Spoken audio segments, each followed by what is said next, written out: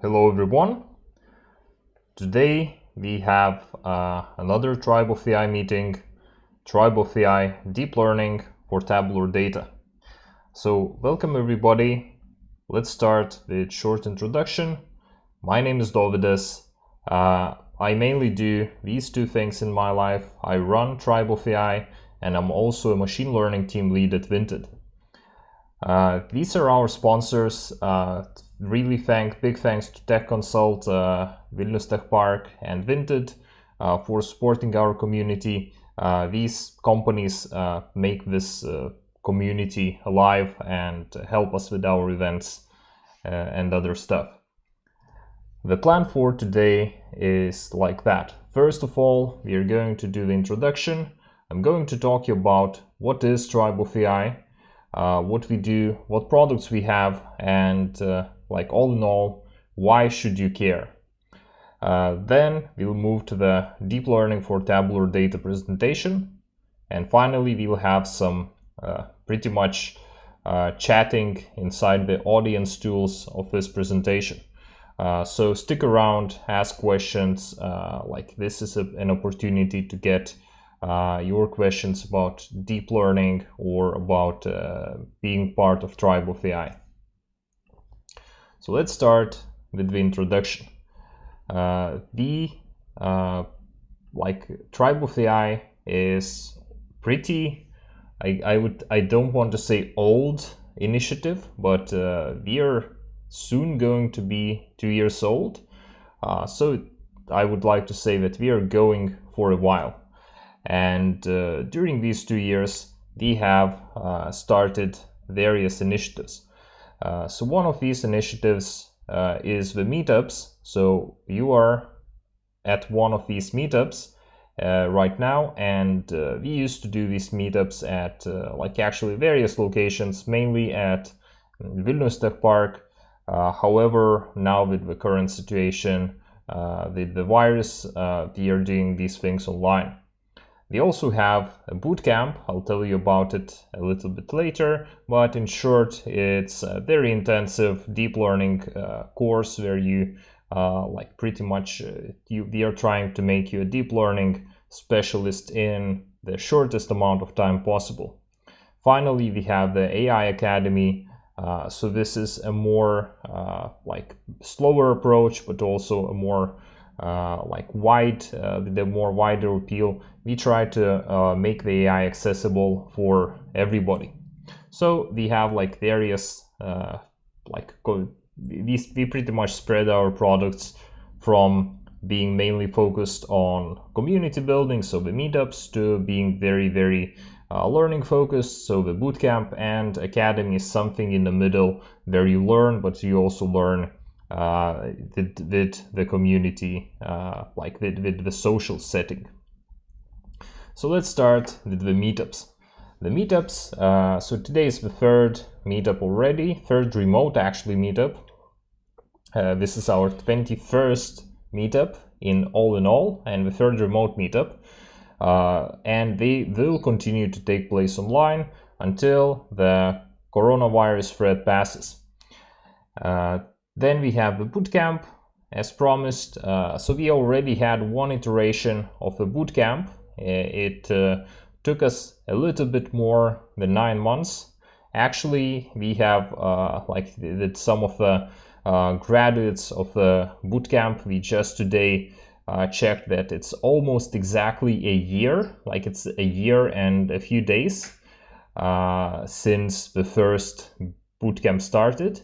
Myself as an instructor, I have learned a ton during this year, and I'm sure that all of if not all, then most of the participants of this bootcamp have learned, also have changed their lives completely because of this very intensive, very long, and very I would say difficult learning experience.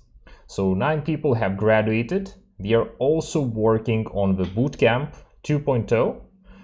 So this is going to be an improvement in all aspects. I have learned a lot of lessons from the first bootcamp, And I'm not saying that it was like bad in any way. I'm just saying that like we have learned so much from the first bootcamp. We have like I would say we have learned like what's the essence, why people want to do this bootcamp.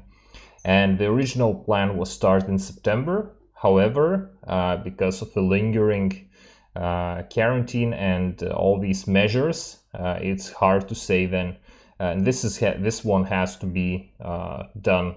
It cannot be started online. At least I wouldn't want that. So it has to be done on premises.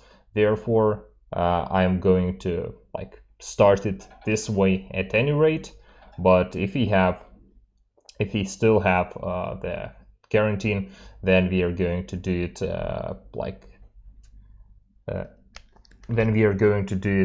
a little bit later this year.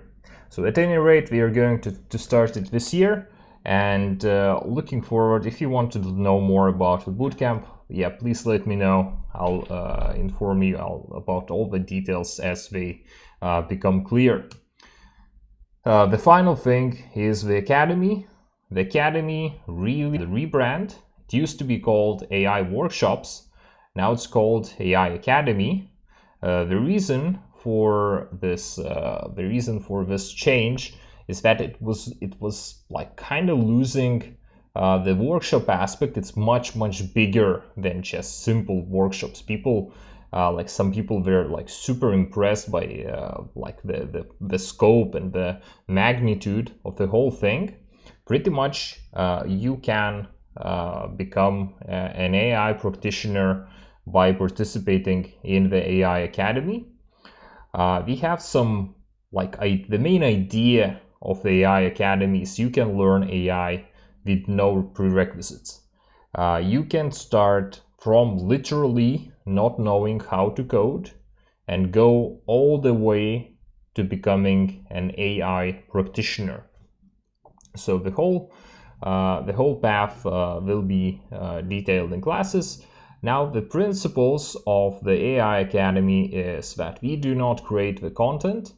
There are so many content providers which like if not amazing, then they are at least adequate, and we can curate the best courses and also update with new courses as they become available.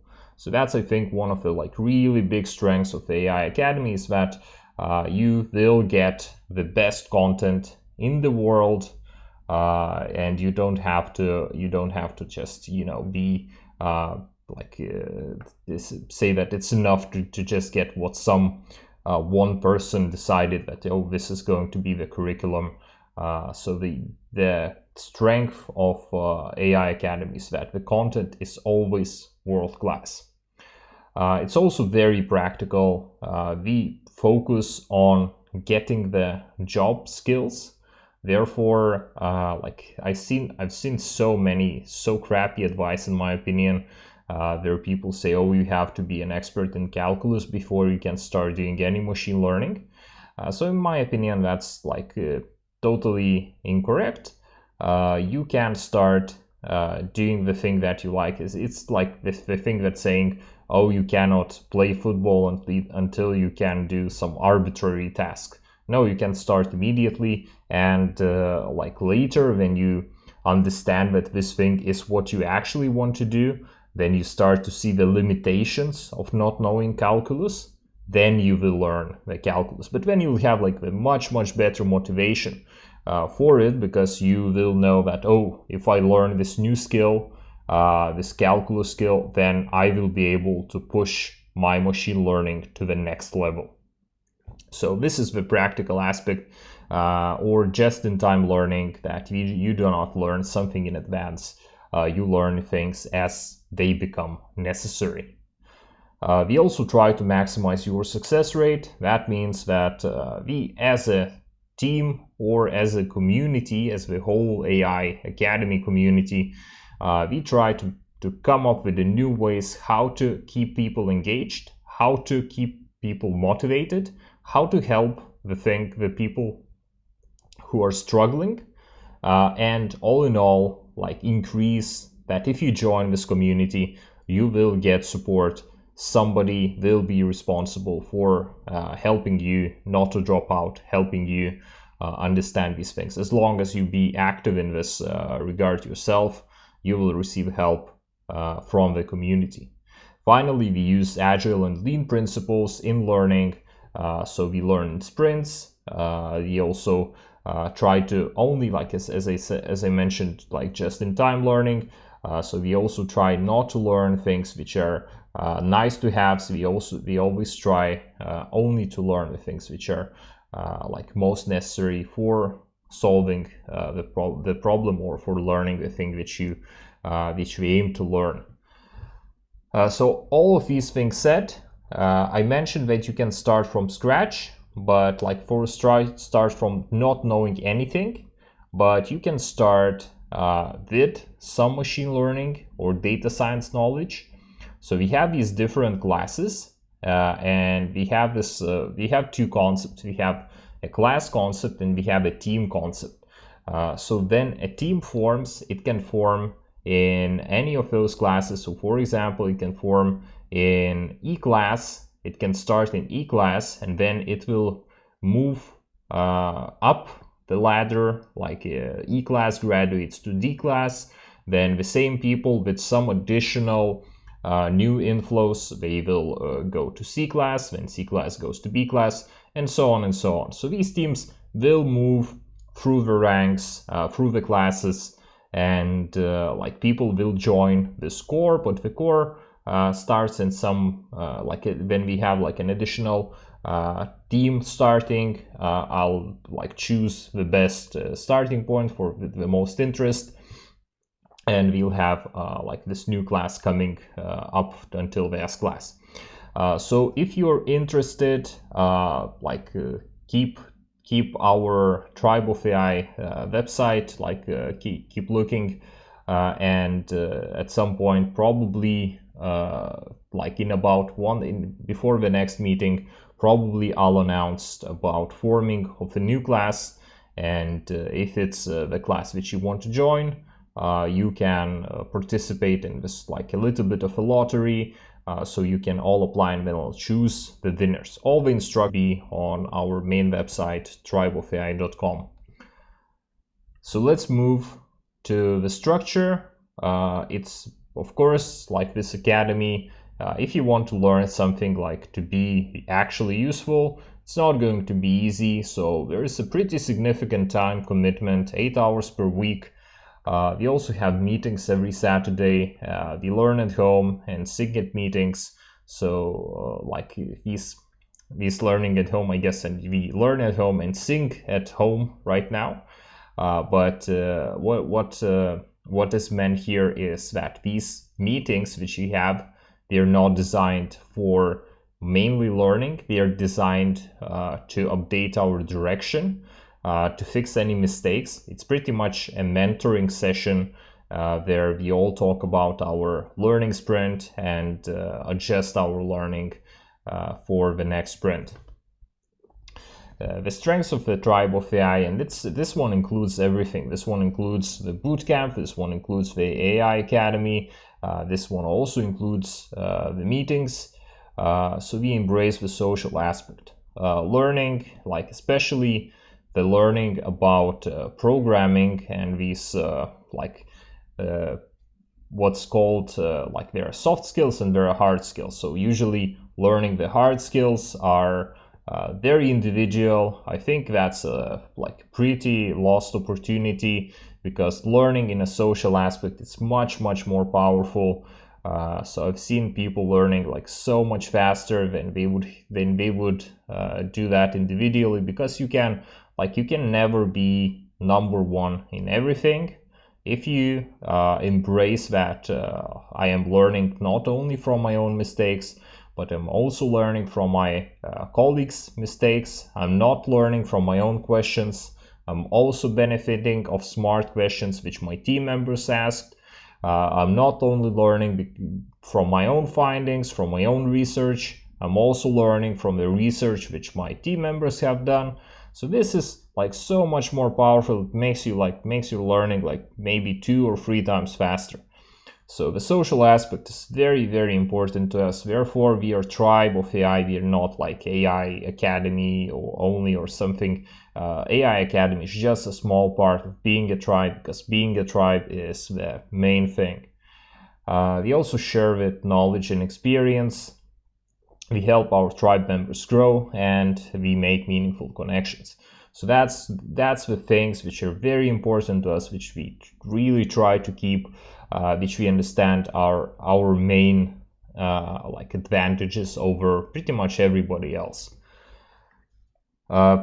Then the next thing is that we have a new platform. It's like, I guess this is the last meetup where I have this slide. It's not like super new anymore. We have been using it for a couple of months now. But for some people, if you haven't checked our meetings in a while, then this Tribe of AI, like our new website, is like amazing. It has like, it's pretty much Facebook and Slack, which we used previously. They're not delivering, and we decided to use like this Mighty Networks based platform. It allows us to really curate our knowledge, to really have like much more meaningful conversations. It's especially powerful for the teams, because right now the teams can get a lot of material inside the team, and therefore like you'll keep the history of the best stuff. You can also communicate with other teams, and it has all the information about our community. So pretty much after 2 months, I wasn't sure when we switched, but after 2 months I am very sure that we made the right call, and this is an amazing new platform. So we are ready to go to the main presentation. So you learned a little bit about what Tribe of AI is. Let's start with deep learning for tabular data. And our plan for this presentation is to start with the structured versus unstructured data. So which machine learning models work for tabular data, problems and advantages of deep learning for tabular data, deep learning architectures for tabular data, and finally I'll finish with the cheat sheet for working with tabular data with deep learning. So you will learn all about like practical things that you can do to make this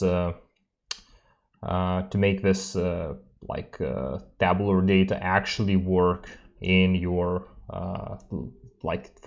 to make your deep learning work with this tabular data project that you have. So let's start with structured versus unstructured data.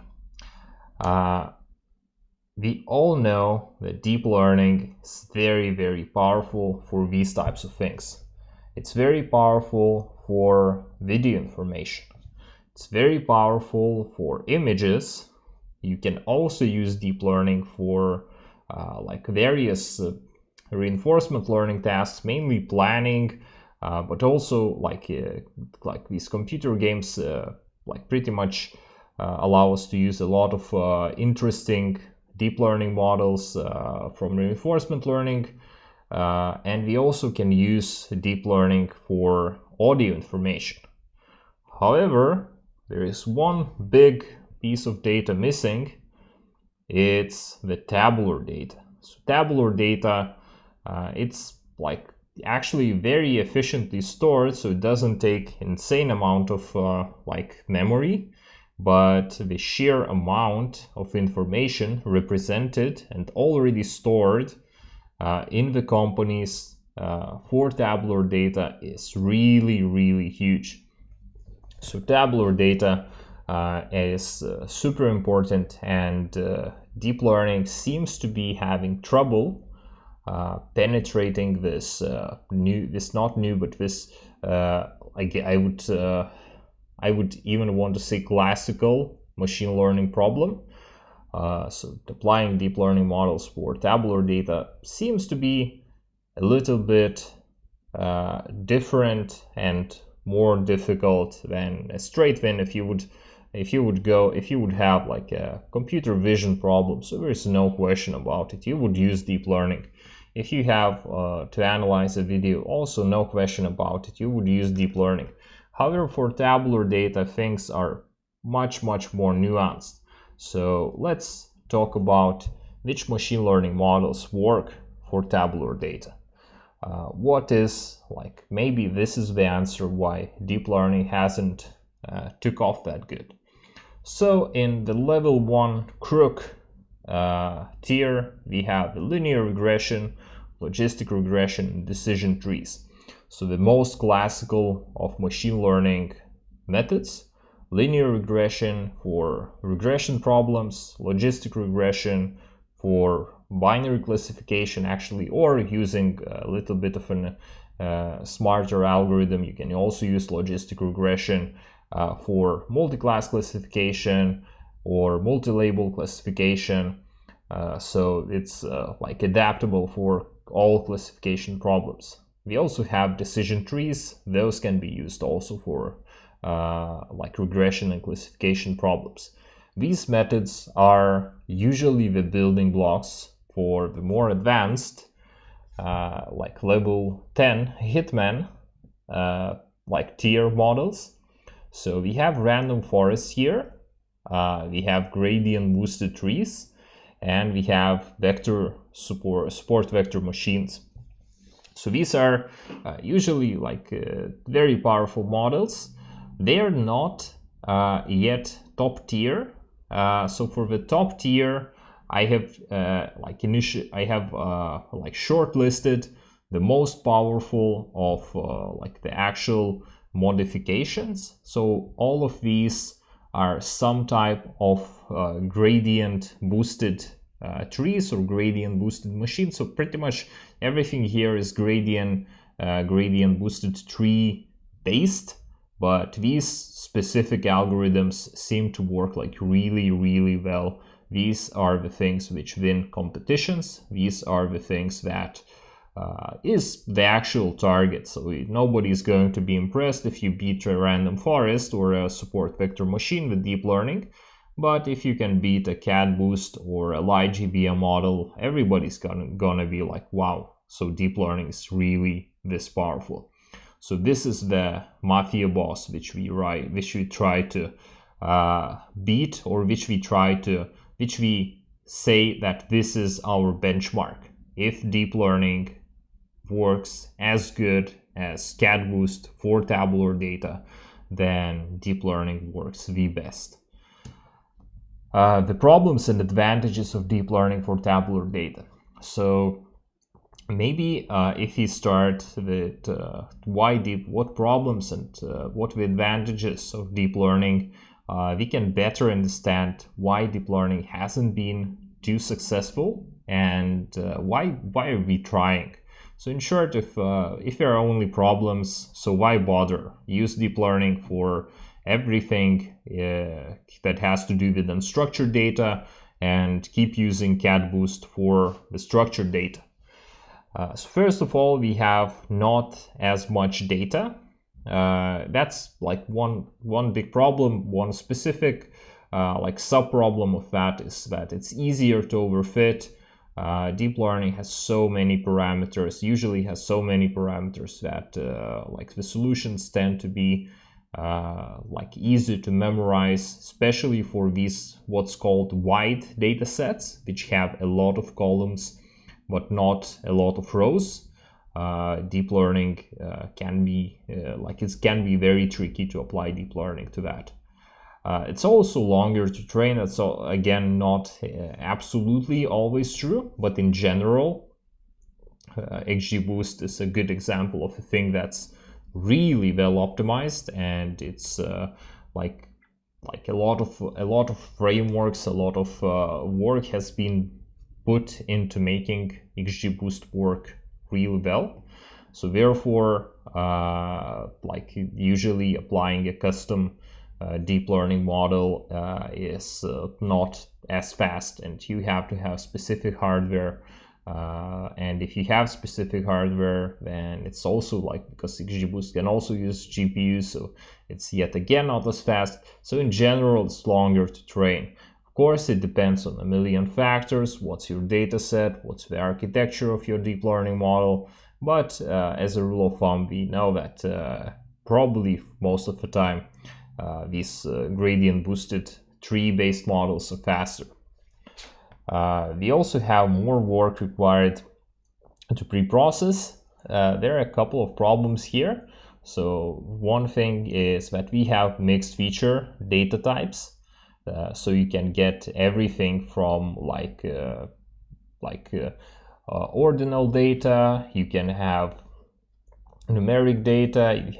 You can have high cardinality.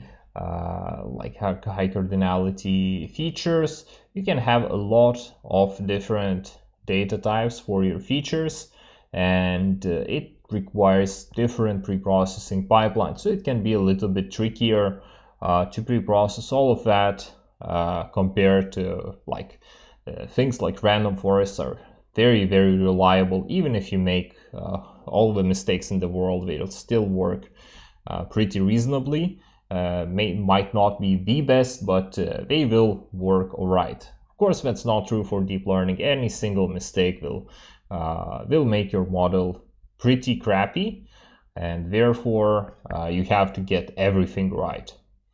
There's also more work required to explain and interpret deep learning models. So once you have a model, it's not like people kept saying that deep learning models are black box. This is not really true, because you can do a lot of interpretations. You can do a lot of analysis on deep learning. You might not that classical methods might not work as well, but you can do a lot of diagnostic work. It's also working with tabular data is always very different from other deep learning applications. So for computer vision, we have pretty I guess standardized way of working with images now. They also have a pretty standardized way how to work with tabular information. With natural language processed, with natural language information. However, for tabular data, it seems to be a little bit of a no man's land. There are not a lot of advice how to prepare, or how to, in general, how to make your deep learning models which work for tabular data. Deep learning has some advantages. So one thing is it has an option to learn the embeddings of categorical features. So this is very powerful, because you can reuse these categorical embeddings for pretty much anything else. You are pretty much getting a new feature which you can use for any other model, deep learning or classical machine learning. You get these embeddings, and it's you can do a lot of analysis of this embedding as well. You can also do end-to-end learning with different input types. So there are research on how to use deep learning together with image data, how to use deep learning together with image and natural language data. There are lots of options how to train. The tricky part is training this whole thing end to end. You can use some kind of deep learning architecture, let's say Inception, to extract the features of your images and then use that for the next step model. But training this thing end to end, this is the only possible with using deep learning.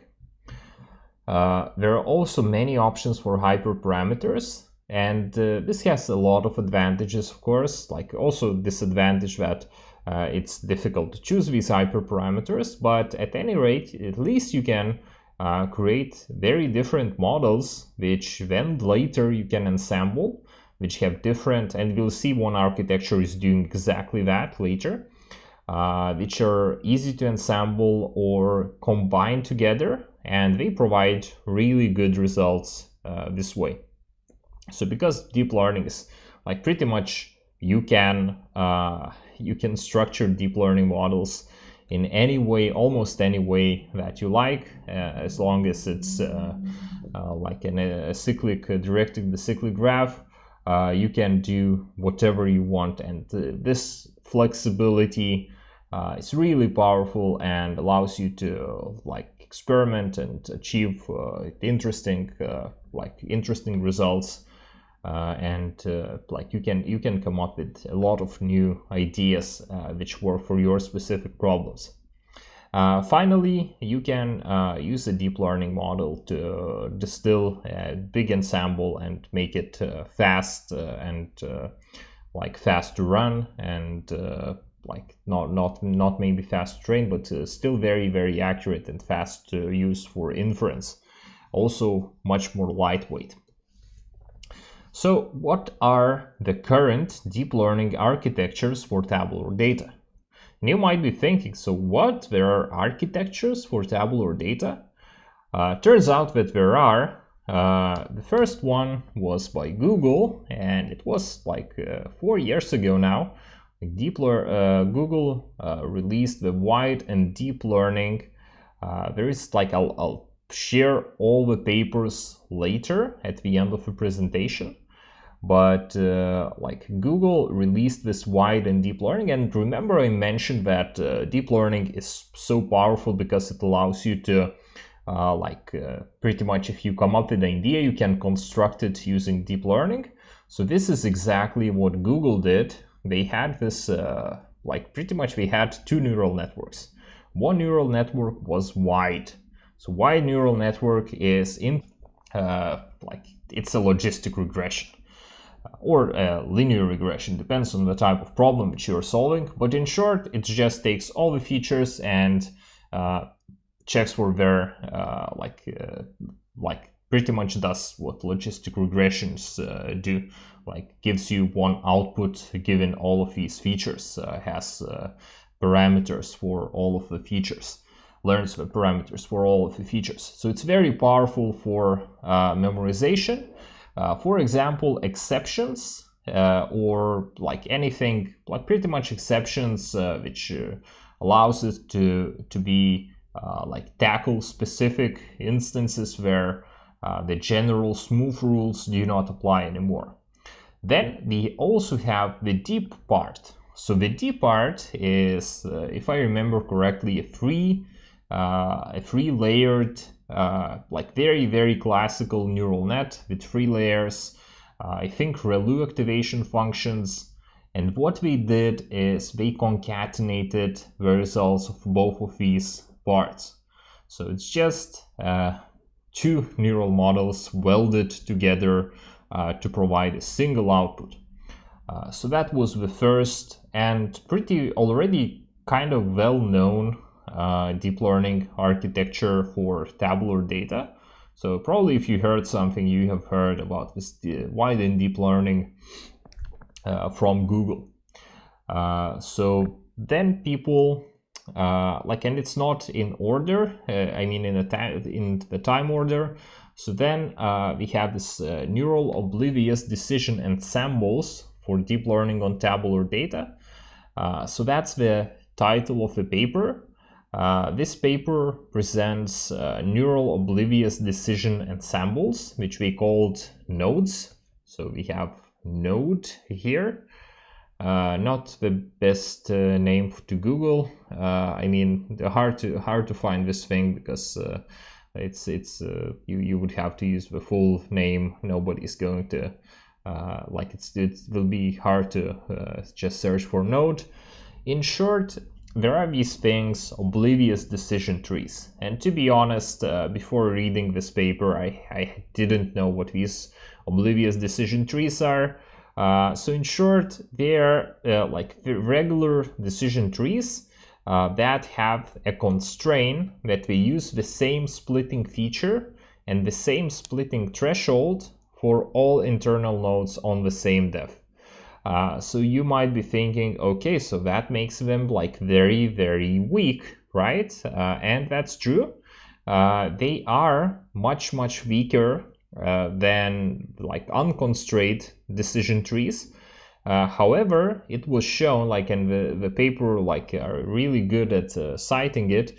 It was shown that like these weak learners are like have much better generalization than the unconstrained parts, because we don't have like as much flexibility, and because of how gradient boosting works, they are it works like this generalization part works really well with like with gradient boosted trees. So all in all, we have these neural oblivious decision ensembles. I've read that I was actually quite excited, but I read that people are getting good results, but not, you know, amazing results using that. At any rate, this is like these people are trying to beat, they are from Yandex and they are trying to beat CatBoost. CatBoost, as you know, is like super powerful, one of the best algorithms for tabular data which we have right now. So at least in the paper, they presented very strong like argument that this might be the solution. This might be the thing that beats that allows deep learning to be the king of tabular data, as well as all the unstructured types of data. So it uses, by the way, it uses end-to-end gradient-based optimizations. This was allowed by it benefits from these oblivious decision trees, but also has end-to-end gradient-based optimizations as regular deep learning models. We also open sourced and a PyTorch implementation of these nodes, and you can go and check out the GitHub repo. Then we also have regularization learning networks, and the paper says that regularization learning networks, deep learning for tabular data. This was released a year earlier by the Weizmann Institute. It uses this new thing which is called counterfactual loss. So this the idea which we had is they thought that it would be really cool if all the coefficients if you could have regularization coefficients to each weight of a deep neural network. However, that's, you know, insane amount of hyperparameters, but they come up with this efficient way to tune these hyperparameters, and they can do that by using this new counterfactual loss. So also what's very cool about these, because you have a lot of regularization going on, they tend to get very sparse networks. They actually claim that they are eliminating 99.8% of the network edges and 82% of the input features. So these models are very lightweight, and they also some things become because we have such a sparse neural networks, it kind of paradoxically, or I guess not paradoxically, but this new emerging thing, they start to become quite easy to interpret with our regular interpretation framework, because you don't have a lot of stuff going on. You can have you can pretty much it's much easier for you to understand what each of these edges, or what each of these weights are actually doing for your inputs. Also, it's very easy to see which inputs are valuable and which are not. So these regularization learning networks, also very interesting paper. We also have open sourced their implementation. You'll be able to find all of these things later in my resource section. The third deep learning, the third thing, how deep learning tries to solve tabular data is called TabNet. The paper is called Attentive Interpretable Tabular Learning. So this one is also by Google, and this one uses sequential attention. To be honest, I haven't finished reading the paper, so I'm not yet sure on all the details. At any rate, this is this looks to be like super interesting. It's a very new paper. It's like half a year old only. So we haven't seen a lot of like implementations in the wild. But it seems to be that Google is like this TabNet can be very, very powerful. What we write in the paper is that it outperforms their benchmarks, which we used gradient boosted trees for that as well. These TabNets outperformed their gradient boosted counterparts. They also used self-supervised learning, and because there are so many data sets in the wild that can be used to do some unsupervised learning, they took advantage of that, and in this clever way, they claim that they are the first who demonstrated that self-supervised learning for tabular data can improve the performance, especially when we have a lot of unlabeled data. So that's very interesting, and I'm, to be honest, very excited to see how this paper, how these TabNets, how they perform on real data sets in real production environments. Because this might, in my opinion, this might be the thing which really changes the tabular deep learning. So with that, let's come to the final section of today's presentation, the cheat sheet for working with tabular data with deep learning. So let's start with, and by the way, this is going to be super practical. This is going to be how I would go about solving, if I would have a task at work, go and do a good, not maybe the best in the world, but please do a good solution for this tabular problem which we have. This is how I would approach it. So first of all, get a baseline. And I have these things like 1, 2, 3, 4, 5.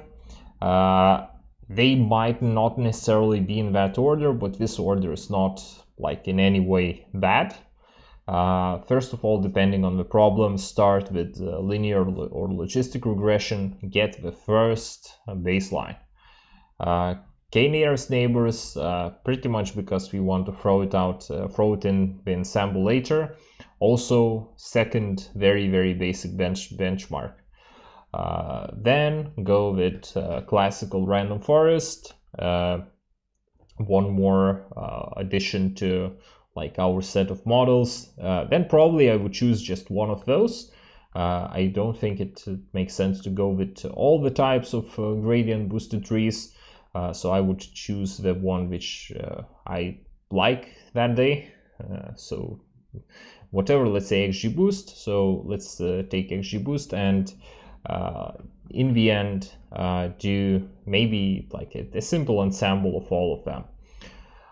So nothing too fancy. It should as long as you have the data prepared, just applying a new algorithm shouldn't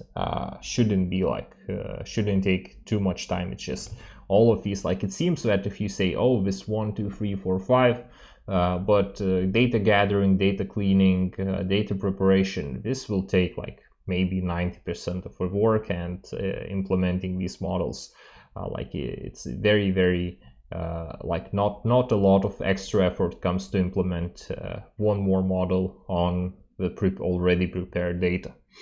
So after I have all 5 of those, I consider the baseline done. The next step is to start simple with a simple neural net. So start with a single layer neural net. Also, you can add this skip connection. So pretty much exactly what Google Deep and Wide do. So you can either concatenate or just do a linear activation function of your input layers, and then later do some activation on like do some aggregation function, maybe like addition or dot product on the like on the other part. So you can use the direct features, and you can have a single layer, a single hidden layer like part as well. Train it for a couple of epochs, so 2-5 epochs. Like of course it's like I wanted to go as concrete as I can. It's impossible to know, like maybe it's 10 epochs that's the right answer for your data set, but in general it should be probably something between 2 and 5 epochs. You want to get this thing fast. That's the big deal. You don't want to spend too much time here tuning or trying to get the best thing that you can right here. Right now you want to see how well your model performs compared to the baseline. Compared to, like, is it better than the logistic regression which I had? Is it better than a random forest? And depending on these results, now it's time to experiment with the hyperparameters. So I would try to search. And what's cool about tabular data, things that are usually not possible with like huge image data sets, they kind of become possible with tabular data sets. If you're using TensorFlow, then we have this not new anymore library called Keras Tuner, quite powerful. Used it like a couple of times. Really interesting thing. If you're using, there are lots of options for like, actually there are like so many options depending on your infrastructure, on what you're running this thing. So you can choose whatever you like, but you can play with the activation functions. And you might be thinking, all right, so I can play with the intermediate activation functions. Sure, but why are you listing the final layer? It is known that you're using softmax if that's something of a classification problem, like multi-class classification, and you're using like sigmoid if that's binary classification. But if you're using if you're regression problems, then you have a little bit more options. Remember that if you help your model to be in the range which you're expecting, it might help the model. So there are like a couple of tricks. You can use the scaled sigmoid. You can use the tanh if your range is from like -1 to 1. Like depending on the range, try to come up with the activation function that makes sense. You can even use something like a rally if you only can start from 0 but go to infinity. You can also use something like an exponential activation function if your model, like you want to keep your your logits, your values in the intermediate layers as uniform as possible. So you don't, if your outputs are exponential and you haven't fixed that in in pre-processing the targets, you can also do that as an activation function of your neural network final layer. The batch size, that's the tricky part. How to choose a batch size, because you have like this very large GPU RAM, and it doesn't make sense. The classical rule is don't use anything the batch size of 32 and smaller. So that's like the magical batch size 32 doesn't work with tabular data anymore. And I haven't read any convincing articles, but in general I don't remember, but I guess from Twitter messages It's like try to use something 1024 or smaller. So probably the range would be depending, yet again, very much depending on your dataset. You don't want your dataset, the batch size, which like the whole dataset is like fed in like 3 batches. You don't want to do that. You want to have maybe, like I would say, at least 10 batches per dataset, maybe much more, maybe like up to 100 or something. So choose your batch size accordingly. Don't make it too large, because you have like this super large GPU RAM, which you can use for like lots and lots of tabular data. So I would go for this rule of thumb of 1024 or smaller. Learning rate policy, one cycle learning, that's probably the best that we have right now. I'm not sure if like the probably this is the thing which works consistently in computer vision and tabular data. Try it. Maybe you can use cyclical learning rates, but in general, one cycle learning is what I would go for. Should be working fine. Also, the batch normalization. So try to turn it on and turn it off.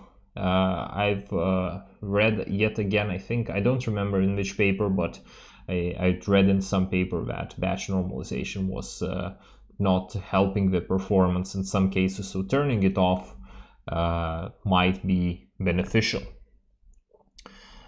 So try experimenting with that. Finally, experiment with neural network architectures. So first of all, we had this just a simple single layer. Try to make it large. It's like if you get this baseline and you play with some hyperparameters, you should be in a pretty good spot to see which architecture works for you. So large single layer. Maybe this is the key. Try that. Note the performance. Multiple layers. Smaller layers, but like a few of those. And yet again, it might be difficult for you to like, oh, so why don't you just give me the best answer? It all depends on your data set. I don't remember from who it was that explained really. I think in one of the podcasts with Lex Friedman. Don't remember who exactly. It might be Ian Goodfellow, if I remember correctly. It might be Ian Goodfellow, but it might be somebody else. I think what the main meaning is what they said. They said that each layer of a neural network is another sequential operation. So the wider your deep neural network layers are, the more parallel processing power you have. The more layers you have, the more sequential operations you have. So therefore, like 1 and 2 pretty much means 1 is go for more parallelization, 2 is go for more sequential power. 3 is very interesting. So try a small single layer. Maybe you are maybe you have way too much capacity. Maybe you can simplify and just have a small single layer, and that would be sufficient. Finally, try wide and deep. And I wanted to list all the architectures here, but I guess you understand the idea is try to implement something that you think might work, that you have time to implement. Wide and deep is very simple architecture. Therefore, it's not unreasonable that you can try it. If you try it, go for, and you still have time, and you still want to push for even better results, try the new architectures which I presented previously. They're not done yet. Now it's time to build an ensemble. So probably if you went this far, you really want to get the best results possible. And there are multiple things that you can do. You can just do cross-validation of different models. You can stack your including. You can also stack these. You can not necessarily only stack neural networks. You can stack your previously trained models. This is probably will give you definitely the best result. You can use the logistic regression or linear logistic regression as the final how to choose the output. You don't have to stick with the majority vote for making the final decision.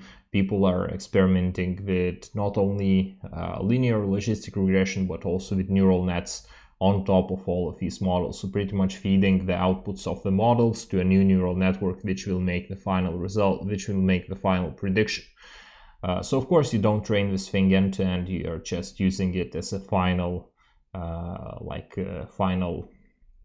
making the final choice. And if you still if you want to make this thing not as cumbersome and not as insanely large, you can distill it yet again using a neural network. So I wanted to at this point I wanted to name quite a good library called ML Ensemble.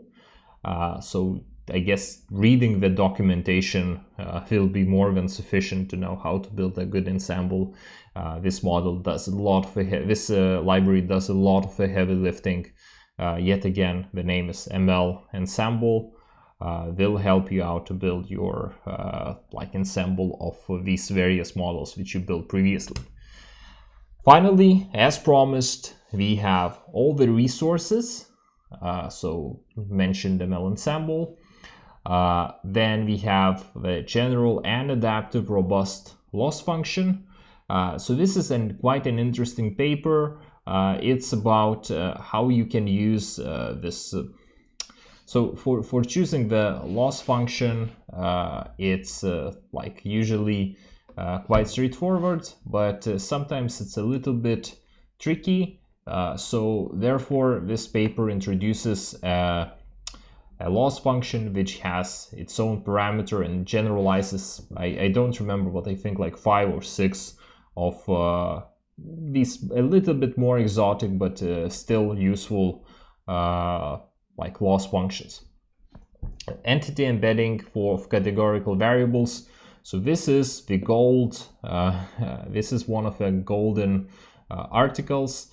It's the first which one of the Kaggle winners they used for this, I think, Rossmann competition. I think it was if you watch Fast AI, so this is there the Fast AI got the Rossmann competition. So this is about how we used neural networks and categorical embeddings way before it was cool for tabular data, and how we plotted the embeddings later, how we found out how the embeddings correlate to the positions on the map, and in general pretty insightful paper.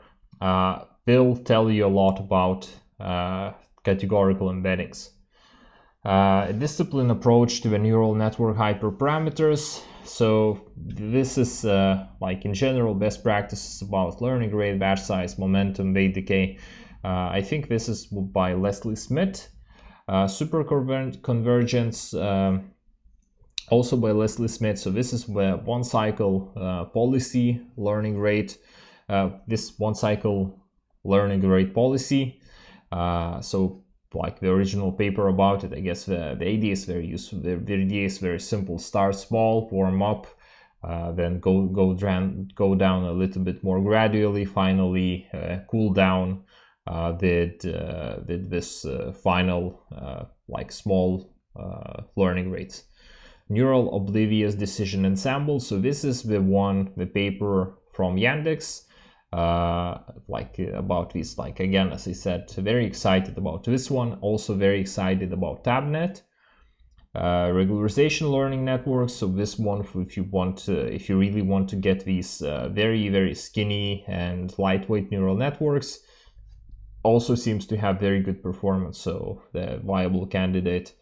and an introduction to deep learning for tabular data, deep neural forests. So this one is a little bit of a crazy idea, but if you want to check it out, it's also one of the things which I checked.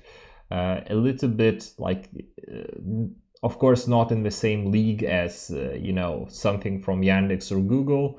It's just by some researchers, but they try to combine neural networks with random forests, and at least they really wanted to use the forests in the name.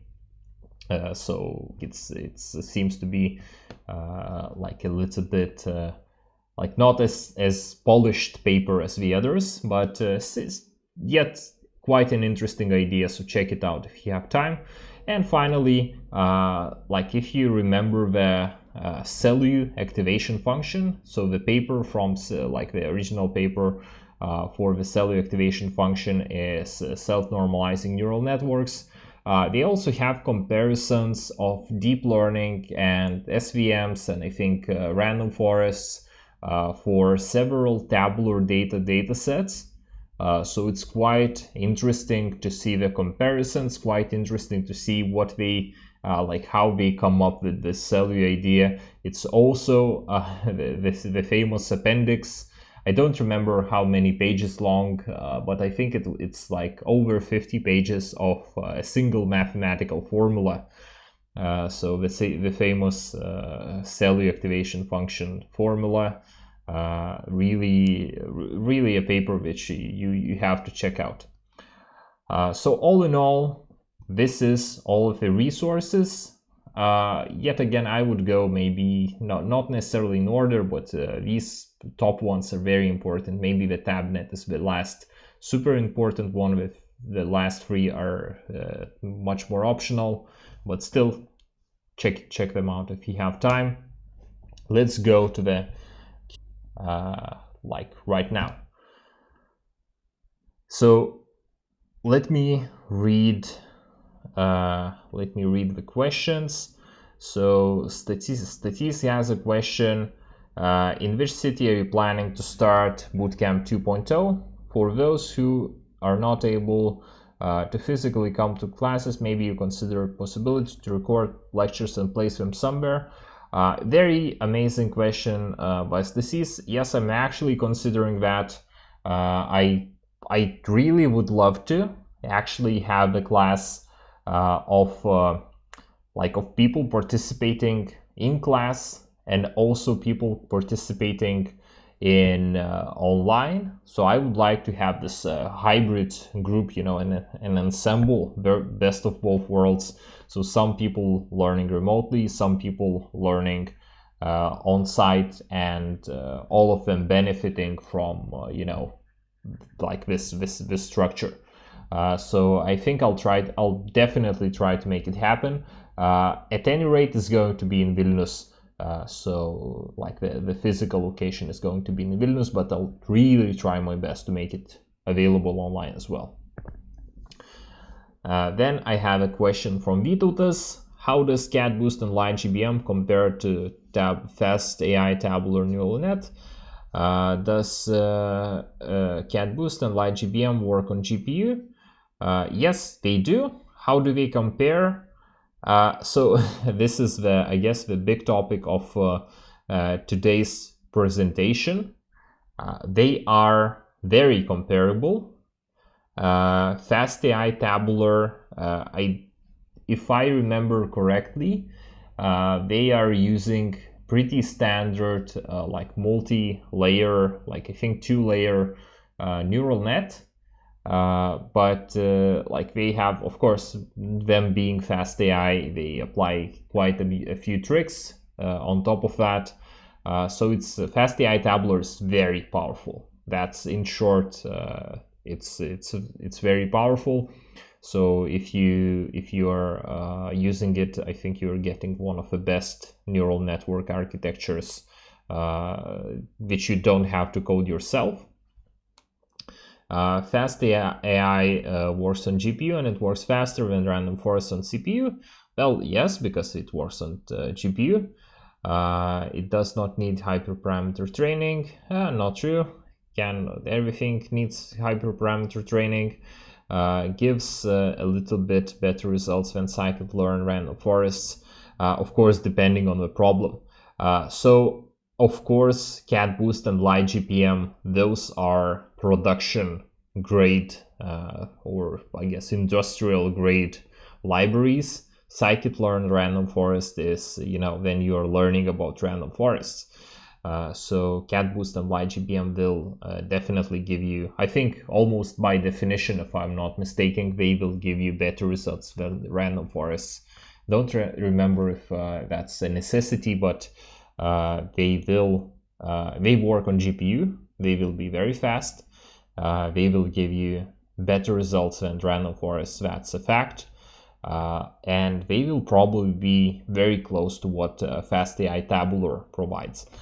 So I think Vytautas question is very, very good, because it's like these are the real world practical applications, what you could compare. Of course, do not be lazy. Do not just pick one library and throw your data at it. Follow this, make these a couple of models, see how well they perform, check out where the tabular neural network works, in which models does it beat, which models is it not able to reach their performance, and later adapt your neural network based on your findings. How good might be the book Mark Ryan, Deep Learning with Structured Data? I don't know. Haven't read the book. So thanks, Vytautas, for a good resource. I'll definitely check it out, but I haven't read the book, so I cannot comment. Might be very good. Would be very useful for me if I knew about this book before the presentation. Then Donatas has a question about so how do you apply one cycle learning in TensorFlow Keras? That's a good question. You will have to build this thing yourself. So that means you might find a crappy version somewhere on GitHub, or you just go ahead, roll up your sleeves, spend a couple of days and have this one cycle learner in TensorFlow. So that's I guess, a little bit it's a pity that we lack this higher level library for TensorFlow, that nobody has made TensorFlow for FastAI for TensorFlow. It would be really cool if we can just, go ahead and use something pre-made already for TensorFlow instead of building this thing yourself. Or if you make an amazing one cycle learning for TensorFlow, go ahead, publish it, make it a package, and maybe you'll become maybe that's a good first step to be an open source contributor. Let me check. We have one more question. Tada says, I am new in deep learning, so simple question. Could you give a problem and solution to deep learning by using tabular data? I guess would be nice, Tada, if you could specify what you mean by solution. So in short, any problem which doesn't have unstructured data, so anything that includes tables, you can use deep learning for all of these problems. And I guess in short, go to the FastAI website. They have examples of how they use FastAI Tabular. So that's a deep learning, FastAI is a deep learning library. So we use PyTorch under the hood. So this is the check out their source code. How did we build this? How do we build their neural network for tabular data? And you'll see an example and a solution how deep learning can be applied for tabular data problems. Yeah, so that will include a sales prediction. I guess in short, maybe if your question is about so what activation function should you choose, so it's for regression problems, it's actually very easy. If it's something like a sales prediction, so you can choose one like a layer. The last layer should have one neuron and no activation function, or a ReLU activation function, because sales cannot go negative, so it will definitely be positive. So you can choose a ReLU activation function. It will be a little bit easier for your neural network to do stuff.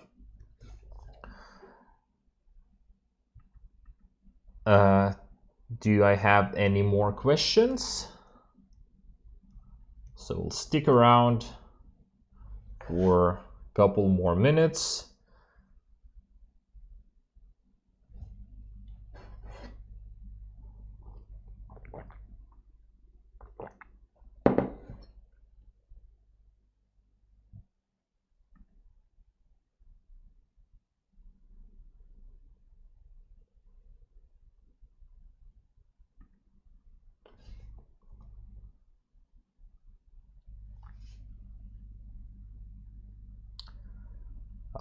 Will you share the resources? Yes, I will. I'll share the whole presentation, and it's going to be on the Tribe of AI website in the meetup section. Like if you go to the topics, meetups, I'll share it today, the whole presentation there.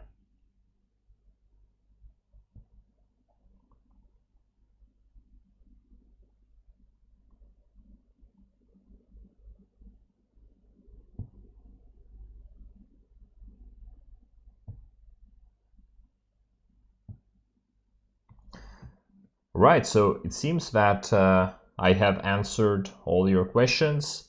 If you have a follow-up question, a quick follow-up question, please post it on Tribe of AI. Yet again, go to tribeofai.com, topics, meetups, and under this meetup, you can ask more questions and we can keep the discussion going. I hope that you enjoyed today's presentation. See you in about 1 month, and have a good time. Bye bye.